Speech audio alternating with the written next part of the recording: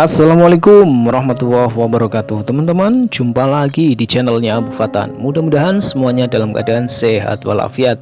Yang lagi sakit saya doakan biar cepat pulih, biar bisa beraktivitas lagi, amin ya robbal alamin. Pada kesempatan kali ini saya akan ngebahas nih bagaimana caranya agar telur lovebird kita bisa menetas semua, terutama khusus untuk lovebird yang sedang bertelur dan juga mengeram. Karena banyak juga nih faktor-faktor yang menyebabkan telur lovebird ini gagal menetas. Buat para peternak pemula, ikutin terus nih channel ini dari awal nyampe akhir. Tujuannya biar infonya tidak setengah-setengah. Oke, langsung saja kita bahas semuanya. Cekidot. Teman-teman, buat para peternak pastinya ingin menghasilkan lovebird-nya itu produksinya lancar ya, tidak mandek. Selain dapat menghasilkan anakan, pastinya juga memperoleh keuntungan yang cukup lumayan ya teman-teman kalau produksinya lancar. Nah, bagaimana sih caranya agar telur lovebird-nya bisa menetas semua? Faktor yang pertama yang harus dilakukan yaitu settingan pakannya harus tepat nih teman-teman. Kenapa kok settingan pakannya harus tepat? Karena peternak itu harus tahu nih settingan pakan yang tepat, terutama untuk lovebird yang sedang diternak. Karena lovebird yang sedang diternak ini memiliki kebutuhan vitamin dan mineral yang berbeda dengan lovebird yang biasa. Lovebird yang diternak ini siklusnya memang sangat cepat sekali atau sengaja diforsir agar menghasilkan anakan ya. Kalau sampai-sampai salah dalam memberikan settingan pakan, pastinya hasilnya kurang maksimal. Lovebird-nya juga bisa saja tidak berproduksi nih teman-teman.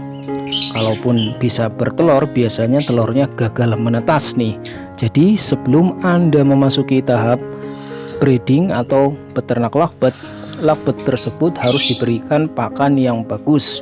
Tujuannya agar lovebird menjadi sehat. Nah, berikan makanan-makanan yang banyak mengandung ekstra food tinggi atau merangsang birahi lovebird, sehingga ketika memasuki proses kawin dan bertelur, lovebird-nya sehat dan juga telurnya isi ya, sehingga pada masa proses pengeraman bisa menetas semua.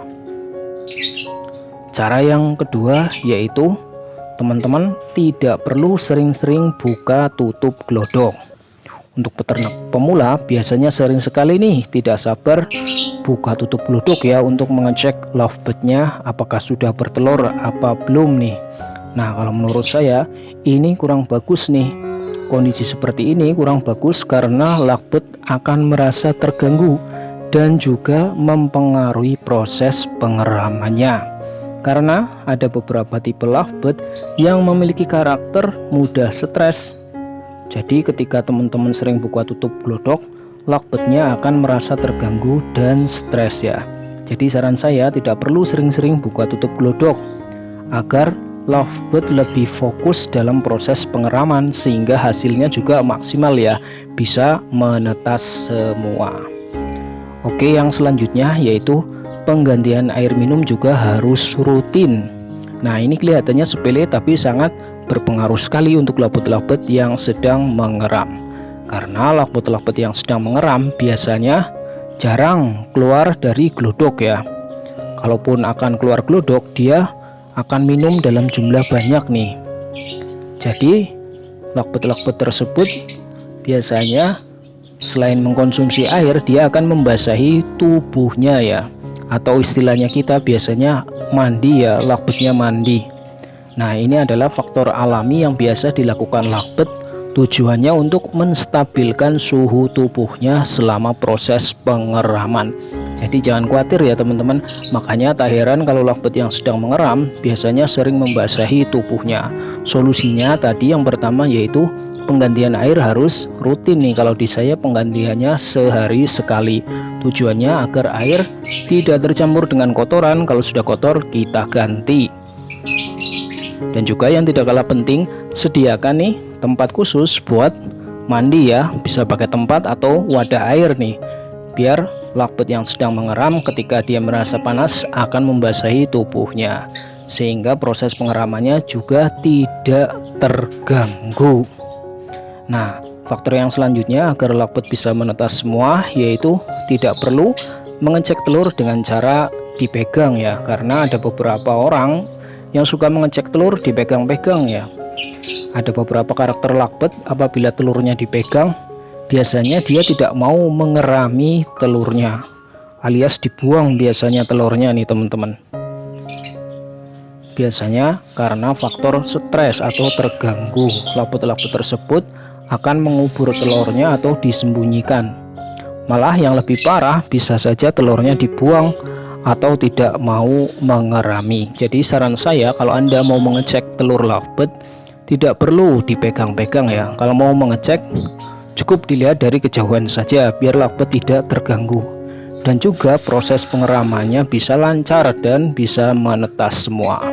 Faktor selanjutnya agar telur lakbet bisa menetas semua yaitu pemberian vitamin ya. Pemberian vitamin ini memang diperlukan untuk lakbet-lakbet yang sengaja diternak nih teman-teman.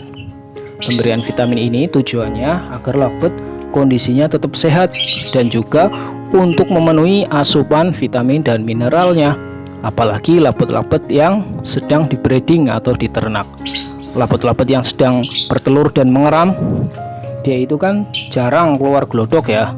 Nah, kita berikan vitamin agar lakbet tersebut bisa sehat nih selama proses pengeramannya, sehingga harapannya lakbet tidak terganggu kesehatannya, proses produksinya juga lancar. Nantinya telur-telur tersebut bisa menetas semua.